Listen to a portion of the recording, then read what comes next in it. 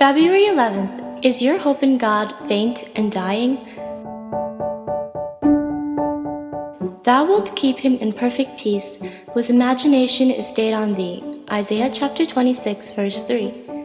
Is your imagination stayed on God, or is it starved?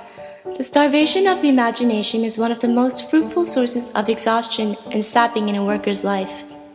If you have never used your imagination to put yourself before God, begin to do it now. It is no use waiting for God to come. You must put your imagination away from the face of idols and look unto Him and be saved. Imagination is the greatest gift God has given us, and it ought to be devoted entirely to Him. If you have been bringing every thought into captivity to the obedience of Christ, it will be one of the greatest assets to faith when the time of trial comes, because your faith and the Spirit of God will work together. Learn to associate ideas worthy of God with all that happens in nature. The sunrises and the sunsets, the sun and the stars, the changing seasons, and your imagination will never be at the mercy of your impulses, but will always be at the service of God. We have sinned with our fathers and have forgotten. Then put a stiletto in the place where you have gone to sleep.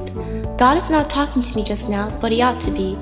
Remember whose you are and whom you serve. Provoke yourself by recollection, and your affection for God will increase tenfold.